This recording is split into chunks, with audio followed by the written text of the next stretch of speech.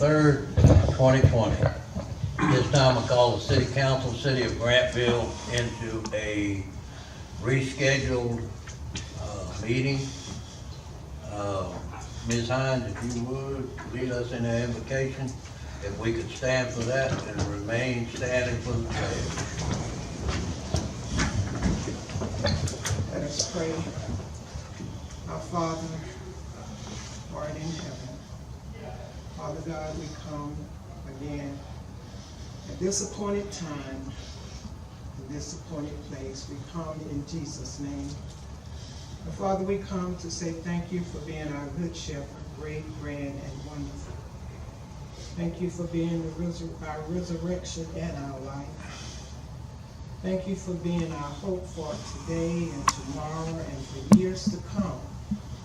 You are a shelter through the stormy blast. And Father, you are our eternal home. And we say hallelujah be to God. Father, we just ask right now that you bless all that are in attendance here tonight. That you bless us with your presence, your power, your anointing, your ability, your strength, so that we may do what is good and right and pleasing in your sight. Holy Spirit, we welcome you into this place. And we ask you to help us to work as a team tonight and forevermore. Help us, Father, because we need your help. And apart from you, we cannot do anything that's going to be effective. We ask it all, our Father, in Jesus' name. And the believers in Jesus the Christ said amen. Amen. I pledge allegiance to the flag of the United States of America and to the republic for which it stands, one nation under God, indivisible, with liberty and justice for all.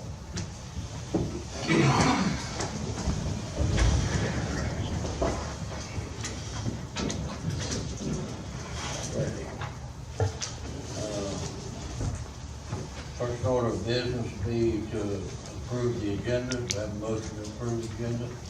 Motion to approve. Second. I have a motion, I have a second. Have any questions? Hearing none, all in favor signify by aye. Aye. Opposed? Ayes have it. All carried. Next order, approval of the minutes. Have a motion to approve the minutes as published. Motion to approve. Have a motion, do I have a second? Second. Have a motion and a second. Do we have any questions? Hearing none, all in favor signify by aye. Aye. Opposed? Ayes have it, so ordered. Next order of business will be the election of the mayor pro tem. Yes, sir, Mr. Mayor.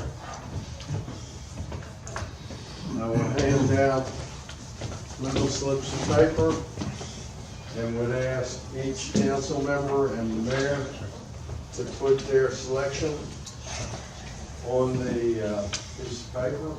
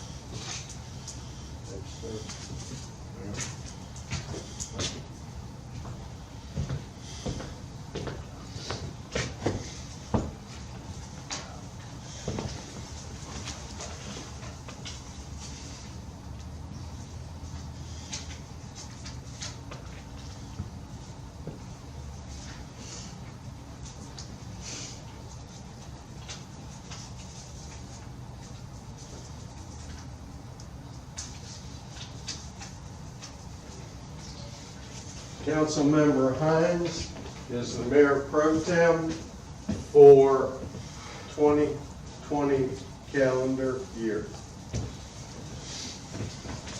Congratulations. Congratulations, guys. Thank you. Okay, next order of business be announcement of the annual strategic planning session, Saturday, February 15th, 2020 at the Golden Creek Room, Coweta County Fairgrounds, 8:30 a.m., 4 p.m. Yes, sir, Mr. Mayor. Breakfast and lunch will be served on site. If any of the council members or the mayor has an issue that they would like to discuss, please inform me. The agenda is being put together. We will start tomorrow to put it together with the facilitator. Okay, anybody got any comments? I would like to ask Mr. Grishaber, of course, who is the facilitator? Michael Horahan, Is he who the one? did the one last year and the year before. Same one? Yes, Oh. ma'am. From the Carl Vincent Institute. All right. Nothing else? Next order will be discussion decision on funding the removal of the sludge from the land application system on 1 College Street. Yes, sir, Mr. Mayor and council members. As you know, we selected WBI Inc. to remove the sludge. The contract price is $190,000 plus trucking fees. In our capital improvement plan, we have the following projects fully funded. Community revitalization plan at $50,000. Downtown revitalization at $75,000. The freight depot at $100,000. And the water tank refurbishment at $40,000. We recommend that we take the money from the community revitalization plan of $50,000, take the $75,000 from downtown revitalization, and reduce the freight depot to $25,000, which will free up $75,000, which gives us $200,000. Presently, we have in downtown revitalization 2019-2024 SPLOS about $46,000, and in historic preservation facilities and improvements $46,000, and parks and recreation and cultural facility improvements $55,000, and public buildings repair and renovation $55,000. So even if we take the money in total from downtown revitalization, we also have funds in the 2019-2024 SPLOS to spend on that. We are also going to apply for a grant for the freight depot in the next round of rural business development funding, the same as we did for the passenger depot. But we hope from our lessons learned with the grant application for the passenger depot, we will be more competitive when we apply for the freight depot. So the recommendation is $50,000 from community revitalization, $75,000 from downtown revitalization, and $75,000 from the freight depot. That gives us $200,000 money in the bank to pay WBI. Okay, you heard the report of the manager. What's the will of the council? Mr. Mayor,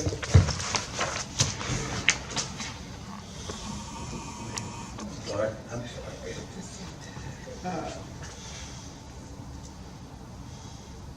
I would like to make a motion that we use the funds that Mr. Grishaber has shared with us from the revitalization side to remove the sludge from the College Street pond. It seems to have been an ongoing situation. Hopefully it will be corrected. That's my motion. Okay, I have a motion, do I have a second? Second. I have a motion and a second. Do you have any questions or discussion?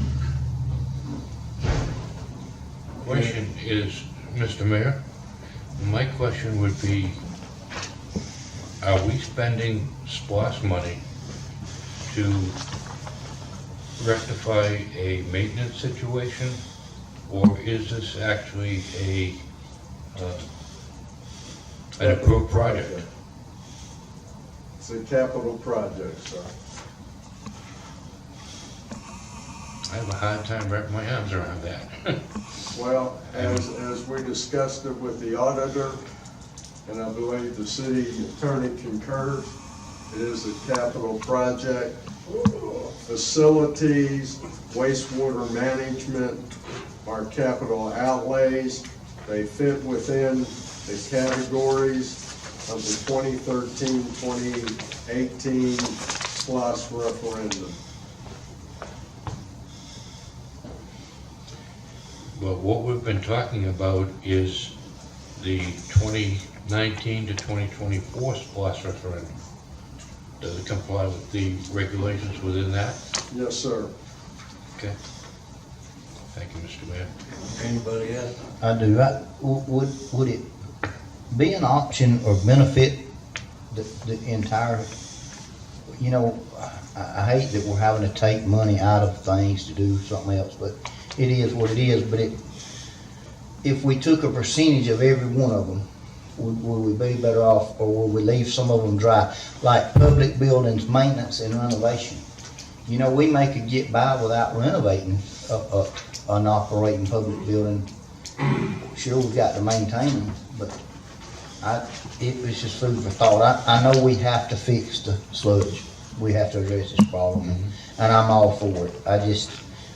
It's sad that we have to take money out of particular places to do it, but I've seconded the motion. It was just food for thought. After the fact, actually. Is that it? Yes, sir. Anybody else?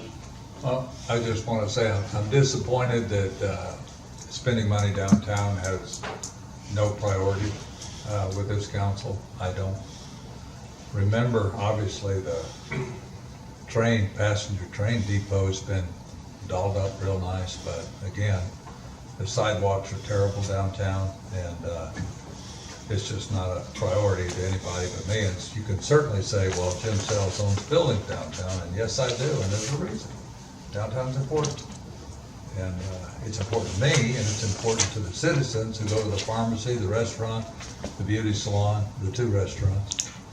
So I'm disappointed that downtown's no priority at all. Thank you. I have something else to say, though. I agree with Jim. That's why I said what I said. I wish we could have spread this out. Now, I don't want to make it any more complicated or hurtful than it already is, but is that an option, to take a percentage from every one of the projects you mentioned and apply it to this, and leave some money in every category to use?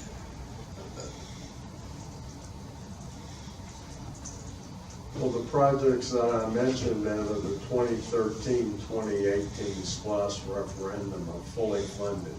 We have the money in the bank. We are accumulating money in the 2019-2024 SPOS, which will continue, of course.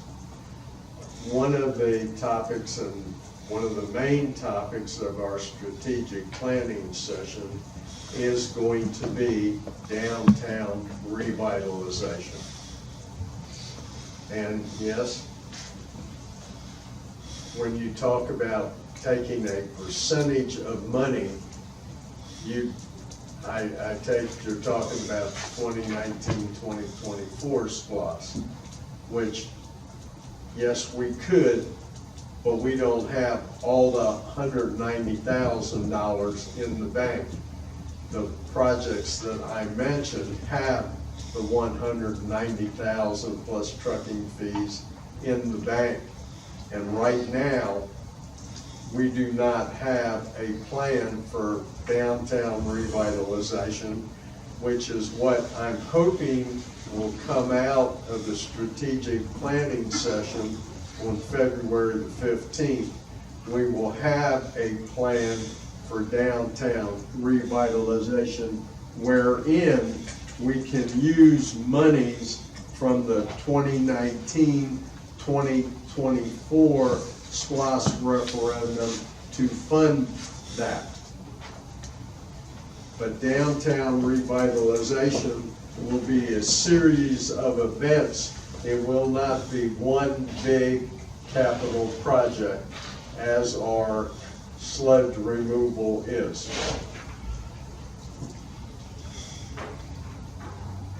Understood. Thank you. I'm sorry, William. No, I said understood. Anybody else? I would just like to say, yes, downtown, Grantland needs a facelift. Several businesses, several people own buildings downtown. But I am equally concerned that while we are trying to make downtown look good, and we should, that we should be also looking at our entrance area into downtown. So I hope at this meeting that we're gonna look at the total picture of our city to see what we can do as a whole. So if we're gonna beautify downtown, and we should, and as you enter Grantville, it should be inviting as well. And so I hope we're gonna touch base on all of that. Thank you, Mr. Mayor. Anybody else? The only question I had, Mr. City Attorney, is, we had asked you to see if this fit in. Did you fit in with what we had adopted? It meets the project meets the definition under state law of a capital project, and as looking at the project categories under the intergovernmental agreement, there are project categories within which it will fit. Okay. And then my only other comment is, as far as downtown, and to me, all of this city is important. And well, I'm very positive with the money that we get through Splosh. No doubt the city's got more projects than we got money, but like how Mr. Reeshaver has said before, you'll have to eat this elephant one bite at a time. And just because we're delaying it right now doesn't mean, in my mind, that it's a dead issue. Anybody else got any comments? Well, I think it's important that for everybody to remember, this is, like you said, we're having to pay a price here and bite a bullet, but this is a 20-year, if I understood that right. That's a 20-year. We shouldn't have to address this again for another 20 years, and it's got to be fixed. In my opinion, that's correct. Anybody else? Nobody else? All in favor of Ms. Hines' motion, signify by aye. Aye. Opposed? Aye. Ayes have it, so ordered. Next order of business, we need discussion approval on the letter of intent to participate in natural gas connection one-stop shopping for appliances, sales, installation, service, and retail customers. Yes, sir, Mr. Mayor, as we discussed in the work session, this is a non-binding letter of intent to participate in a one-stop shopping for appliance sales, installation, and service. for retail customers that are served by the city of Grantville. It's a poll of the members' interest, and we recommend signing the letter of intent as it is non-binding, and we will see where it goes with the Municipal Gas Authority as they poll members' interest and whether or not they set up a one-stop shop for sales, service, and installation. Okay, what's the will of the council? Motion to approve. I have a motion, do I have a second? Second. Have a motion and second, are there any questions or discussion? Hearing none, all in favor signify by aye. Aye. Opposed? That's so ordered. Next is discussion of approval on contract with Russell Masonry for repair of the cemetery retaining wall. Mr. Mayor, I received a phone call this morning from Mr. Nathaniel Russell where he apologized, but he is unable to get everything together to execute the contract. No one specific item was given other than he can't execute the contract.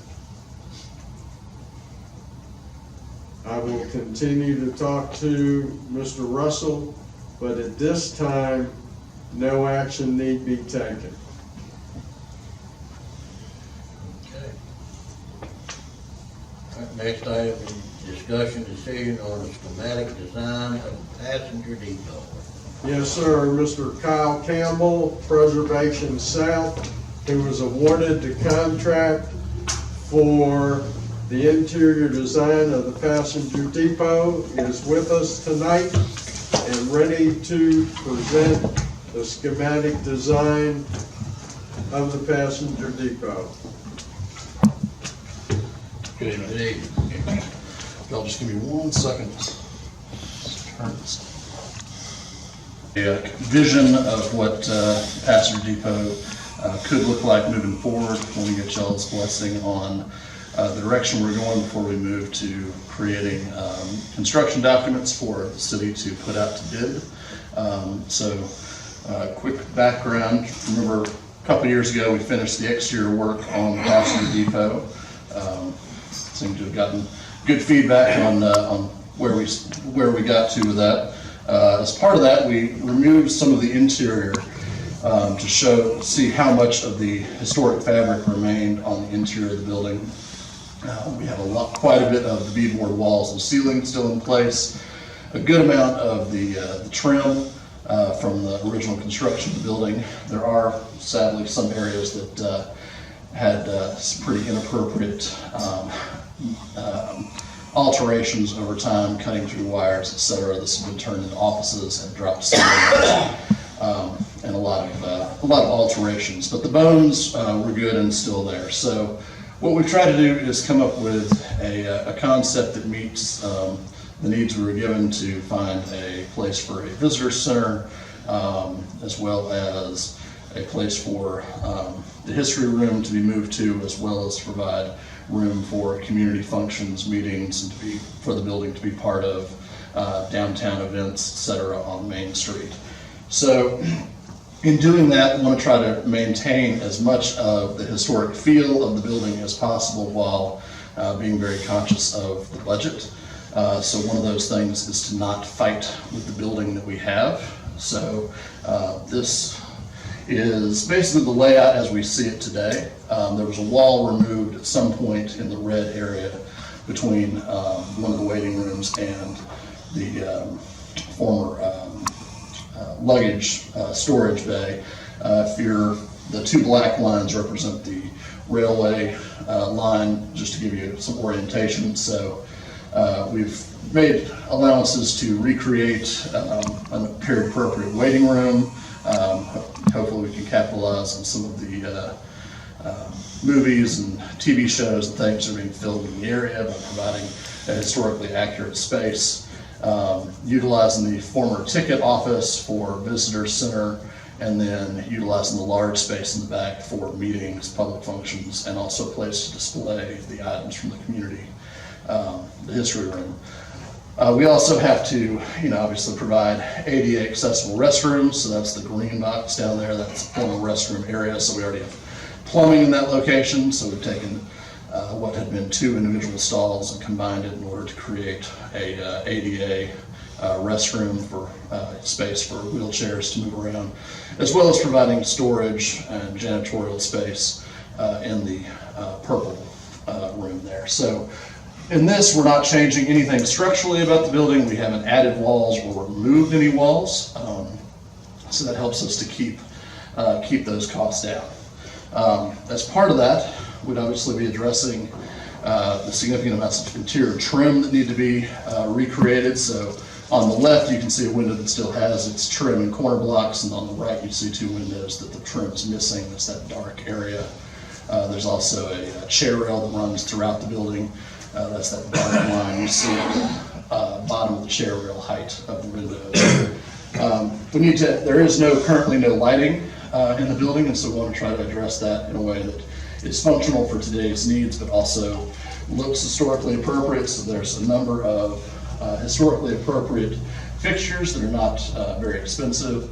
The image on the left would be a fixture that would be appropriate for $18.95 in the waiting room spaces. The fixture on the right would be appropriate for the large space that used to be for storage. So it's a very utilitarian light fixture.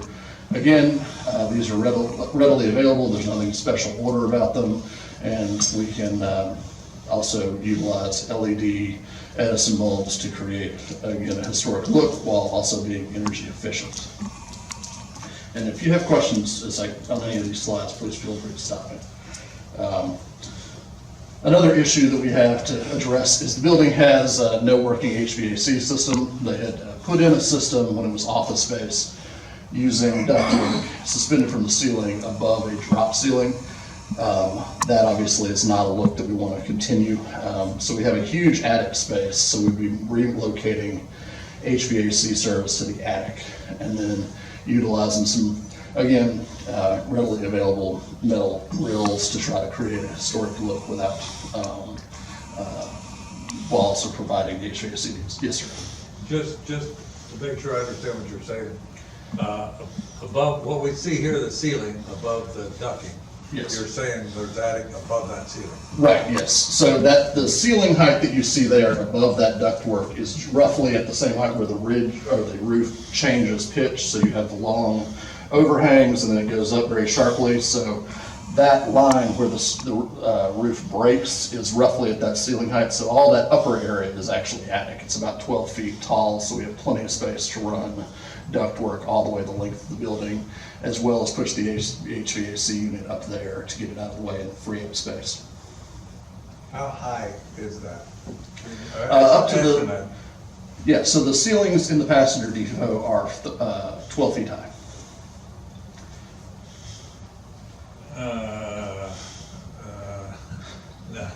Now, I'm assuming this guy's about 6 feet. Right. So, Possible. So you're, Yeah, I think the ceiling continues past that duct. So, again, I haven't measured it lately, but I believe it was 12 feet. okay. So let's see. All right, so we also need to address ADA accessibility. We currently have a wheelchair ramp on the track side of the building, which when we measured it does comply with the ADA, current ADA code for slope. And in talks with Safe Built about it, they are willing to let us continue to use the existing wheelchair ramp, which allows us to save a considerable amount of money because we have a very small space over there. So if we were to make a longer ramp, we would likely have to move it to a more noticeable side of the building. All that they ask is that we put a actuator on the door similar to the one that's out here on the front doors to City Hall, where someone in a wheelchair could mash a button and it'll open that door. They're not particularly expensive, but they can also come in set stainless steel and bronze tone like shown here so that it will blend in. And so we can meet those ADA requirements without being highly noticeable. We will need to add some curb to the edge of the ramp so the wheelchair could not slip off the edge, but it's not tall enough to need any sort of railing. So that is a huge savings as well. Restroom facilities is a similar story, so we try to keep with the look of 1895 while addressing modern ADA issues. So in the center there, what looks like a towel bar is actually a ADA grab bar, but it comes in a bronze tone, so it will visually go away and look more in keeping than a stainless steel grab bar that you would see in a restroom just anywhere. Same thing, sinks, lighting, again, these are all readily available items that are not noticeably different in cost from a sink that you would get at Lowe's, just have to get from a different supplier. Flooring, originally the depot had a wood floor. At some point it appears that maybe they had termite damage. They actually removed the entire floor system and put the building on a concrete slab. So we're unable to go back with a wood floor because we can't apply it directly to the concrete. So from a maintenance standpoint, we feel like using an LVT laminate plank floor would be most appropriate. It'll give us the historic look. We'll also keep the maintenance down. I have a sample here if you'll pass that around. Is the floor pretty leveled? Does it have a lot of work done on it? We actually would be using a self-leveling compound because we do have some cracks and things, so that would go down to seal the existing floor before that was placed on top of it. Is LVT what I call LVP? I'm sorry? Is LVT what I call LVP? Yes. There's no, right, there's no wood in it. Right, it's all a vinyl product. It snaps together, it's waterproof, and has a good wear layer for the sort of setting that we have here. And then on the interior, we also took some time to do some paint analysis. Obviously, we did that on the exterior. It's the color scheme we have now, and so we found good samples of the original color scheme. So I have some samples of that to pass around as well. Now, Kyle, per square foot, is the interior of this thing gonna cost anywhere near what the exterior cost? We're hoping not to actually come in under where we were on the exterior. Cause that was kind of a sticker shock with the outside of it, I'll be honest with you, was what Really? it cost to prep it, to paint it, and then paint it. Right. I think it was $36,000 if I remember right off the top of my head. That ring a bell? Anyway. Right, yeah, I think that is right. So the exterior paint, part of that was the significant amount of labor. We actually stripped it all the way down to remove all that loose and flaking paint so the new paint job will last longer. And then the metal shingle roof was significantly expensive, so I think that ran about $40,000. We're not wanting to, because the entire interior is beadboard. You can see in that left photo that the grooves, it would be a massive undertaking to try to strip that down. So all we would be looking for is to, scrape and sand just to get a more smooth finish, and then not use any very shiny paint finishes that would attract blemishes. But people understand that the building is over 100 years old, and so it's going to have some blemishes and some character, but I'll pass these around. So the darkest tone is in the wainscot. So from the chair rail down, brown is the trim color. Originally the trim had been stained wood. We're not proposing to try to strip the trim and restain it. That's just not feasible in the budget. So the brown tone approximates that stain. And then the lighter tone is the wall color. And then there's the lightest tone there is the ceiling color to help kind of reflect light around and make it not feel like a cave inside. And then finally, want to utilize some of the items that we have here. So in the back of the room, we have the two benches from the Passanger Depot, so I'd like to see those. Likely not stripped from a budget standpoint. They're pretty worn.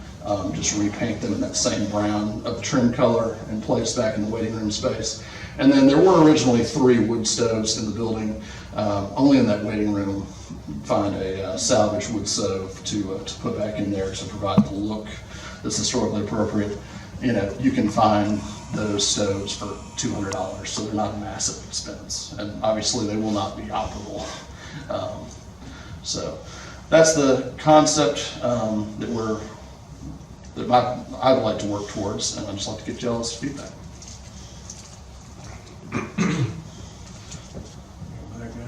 I'm kinda impressed with what I've seen. So, but I think, I'm impressed. Thank you. All I need to say is, if you put your tender touch to the inside, like you did to the outside, because people just are just impressed with how well the building looks from the outside, and have said it many times. So I think if you do the same on the in as you did on the out, it will be a wrap. Fair. Thank you. It's the plan. Anybody else? I got another question. Now, you are gonna put us together a budget on this? Yes, Okay. and that's And when a set we'll be of- putting it out to bid, so that we have a competitive bid process to find Okay. the most qualified contractor at the best price.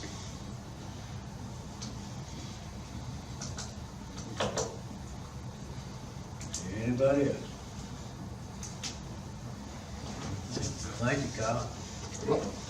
Well, if the mayor and council don't mind, I would appreciate a motion to approve the schematic design of the Passanger Depot as presented by Kyle Campbell on January the 23rd, 2020.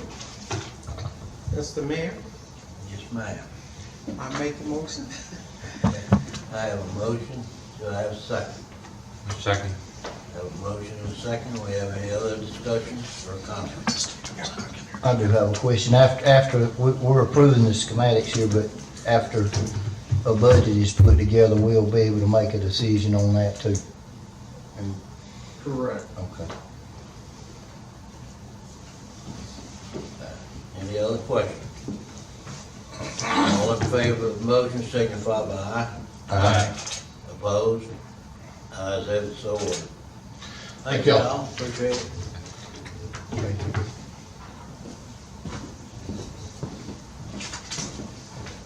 Next order of business be discussion decision on veto to resolution 2019-27, amending section 2.02, F as in Frank, of the charter to require elections of the mayor and council by majority vote. Yes, sir, Mr. Mayor. As we know, this resolution came before the council in December. It was approved, and thereafter the mayor vetoed it. So it is now brought before the mayor and council at the first meeting after the veto for their voting to either uphold or overturn the veto. Motion. Okay. Motion to overturn the veto. Seconded. Motion, do I have a second? Do I have a second? Second. Do I have a motion and a second? Do you have any questions or discussion? I would just like to say, I am not in favor of overriding this veto, because in the past,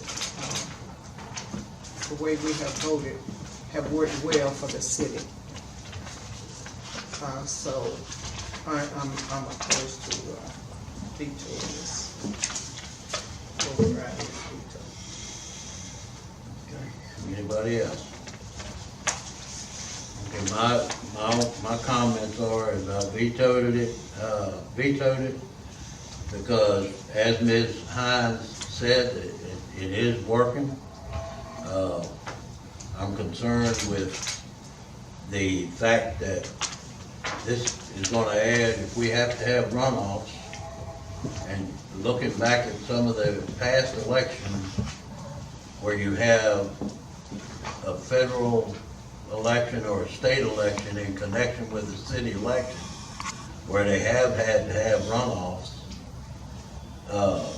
in the federal and state, it would cost this city about $5,000 to hold an election. When I say the city, we need to expand that. It would cost the citizens of Grantville to have that. And like I say, I did do research. City of Newnan, the mayor is elected by plurality. Members of the council are by a majority, as this proposal is. Sonoy, all members are by strictly a plurality of the vote. Sharpsburg, Turin, Hogansville, most all, I've forgotten all the cities, I think Franklin, and the ones that I contacted, they go by strictly a majority vote. And I just feel that, doing this, we're gonna be spending about $5,000 just about every election to have a runoff. And most of the time in a runoff, I think if you do the research, you'll find that approximately a third of the people that came out to start with will even bother coming back for a runoff. So that was my reason. That's all I got to say on that. So, anybody else got any questions or discussion? I would like to say that I don't think this has been working. I think some of us have been getting elected with the majority of the voters voting against them. And to the best of my knowledge, unless I was misinformed at the courthouse in Newnan, it won't cost $5,000. I was told $3,800, and that is actually if nobody else in the county has a runoff. If Sonora had one or anywhere else had a runoff, the county seats for commissioners, the councilman in Newnan, that cost would be shared. So I don't think we're gonna see $5,000 every time we have an election. Anybody else? And my only response is that is what I was told by the registrar's office. Well, they also told me at the registrar's office that a city like Newnan, that the council seat and the mayor had to be, all of them be elected the same way. I guess maybe they misinformed me, but that's sure what I was told in person. Oh. Anybody else? Sometimes, yeah, it depends on who we're asking. They may be misinformed themselves. I'm not saying that's the case, but sometimes it can be. It's a possibility. All right. All in favor of the motion signify by aye. Aye. Opposed? Aye. So ordered. For the record, I am opposed. Next order is discussion decision on proposals to repair and resurface the basketball court. Basketball court at Granville Park Complex, Post Street is $99,500, and the basketball court at 117 Meriwether Street is $65,000. Mr. Mayor, we recommend that this item be tabled until we can get funding in place. Can I have a motion to table? I'll motion that. Second. We have a motion and a second. Do we have any questions? How long do you think it would be before we will have funding, Mr. Reshaper? And I can't predict that right now, Councilmember Hines, because as we talked earlier in the evening, we may have other projects. And right now, we have received a Coweta Fayette EMC grant of $25,000 to replace the pavilion at Griffin Street Park Complex. Therefore, we have to reserve $25,000 out of one of our SPOS funds, 2019-2024, to match the grant for the pavilion. And as mentioned previously, there are other projects that may take a priority over funding the basketball courts. This again will be a topic in the strategic planning session so that we can get a plan where we're going to put our money. Councilmember Hines, you also mentioned a pavilion at Post Street Park. I believe that, or maybe it was Councilmember Sells. No, that was me. But, so therefore, thinking about that, we may have to expend another $50,000 for that. So it's wherever the council puts the priorities.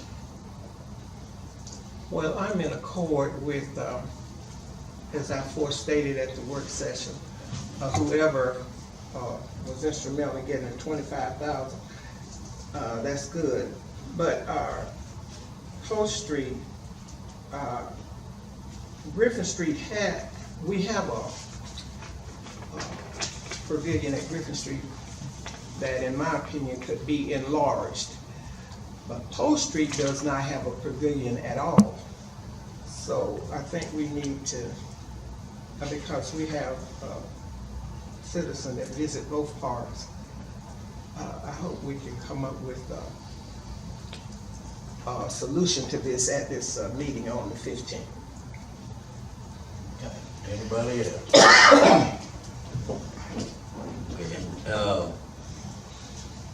In discussions about that $25,000 grant, that was, the intent was to enlarge the one at Griffin Street. Use those funds for. And the mayor was instrumental in getting that grant. Two. Thank you. We applaud you. Always good to get money. Okay. Do I have a motion to table? I think you had. Oh, Yes, that's sir. a motion. Thank you. Get a motion and a second. Any further questions on it? Hearing none, all in favor of the motion to table, signify by aye. Aye. Opposed? Ayes have it, so ordered. Next order of business is discussion decision on proposal to fence the basketball court at 117 Meriwether Street at a cost of approximately $9,850.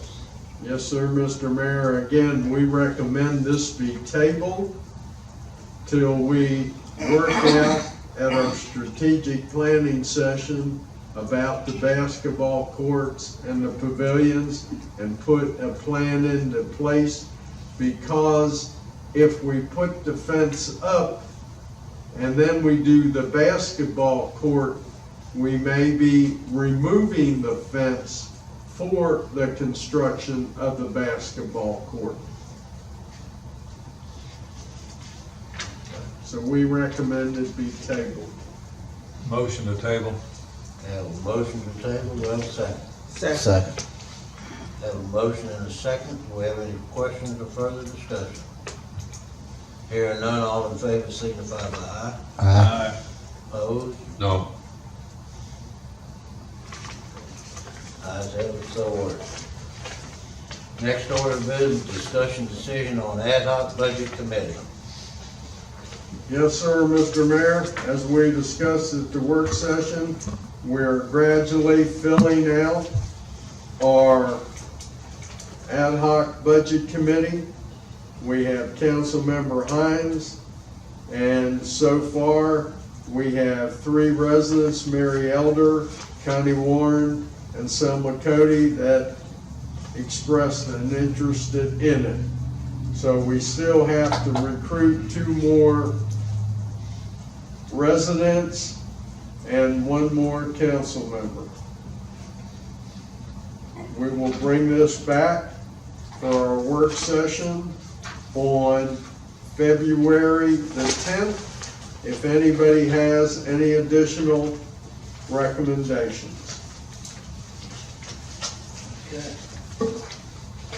Next order of business, discussion decision on the cost of living increase for the city manager. Yes, sir, Mr. Mayor. As you recall, the fiscal year 2019-2020 general fund budget contained a cost of living allowance of 2% for all employees. In the employment agreement of the city manager, it provides that except as otherwise provided herein, the manager shall accrue all other benefits at the same level as other employees of the city.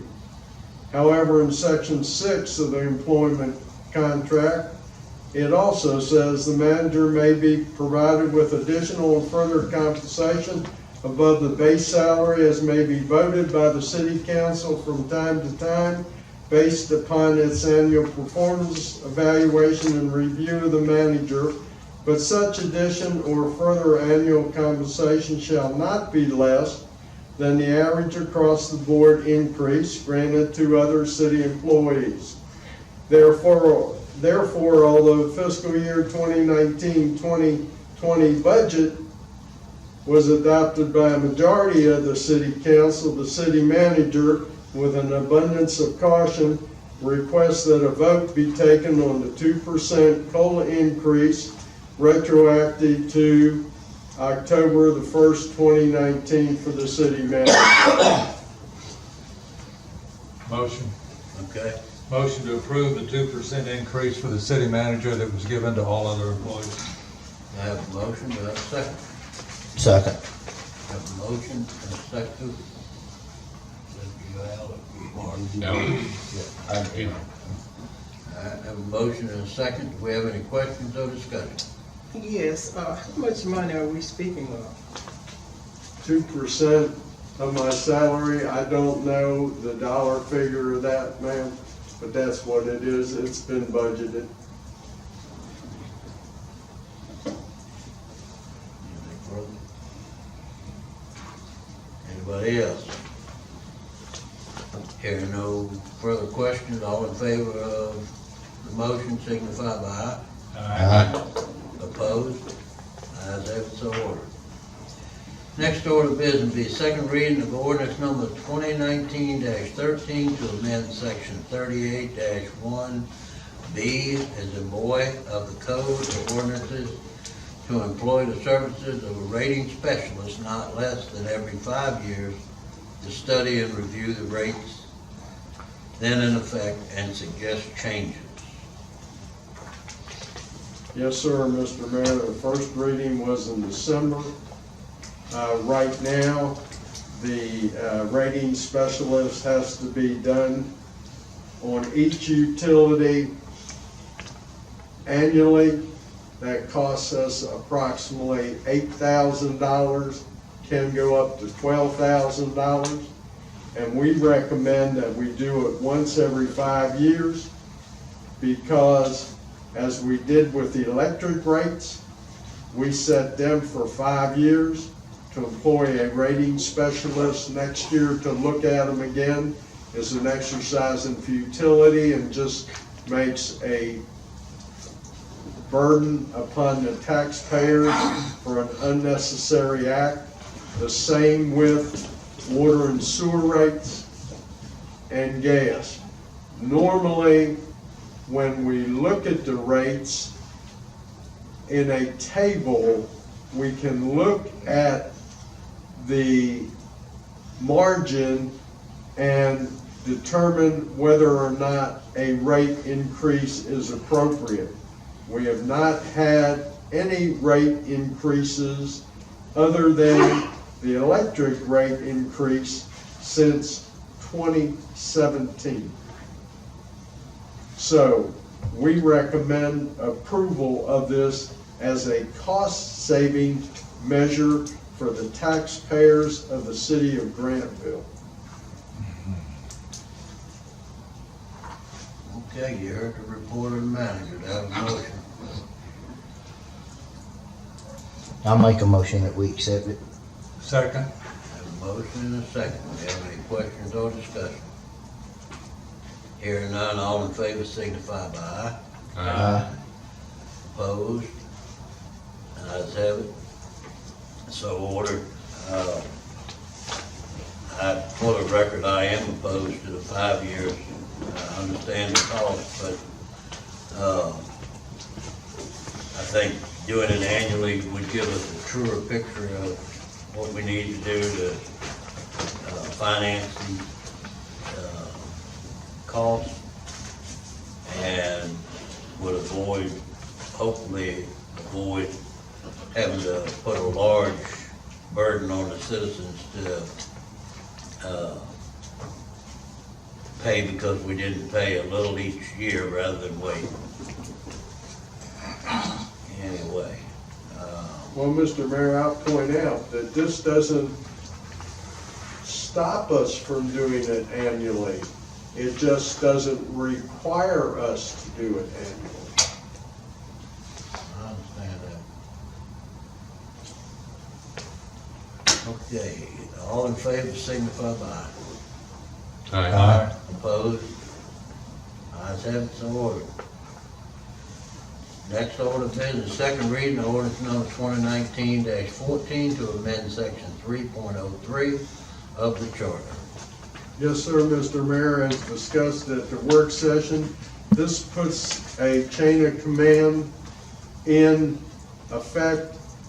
Basically, it says, should the post of city manager not be filled, the mayor shall have the authority to control the work of all offices and employees of the city, and shall further have the authority to relieve any employee of his duties without pay for up to 7 days for failure to properly perform those duties or failure to follow lawful instructions, and as opined during the independent investigation, this may be a constitutionally prohibited act because there's a lack of due process.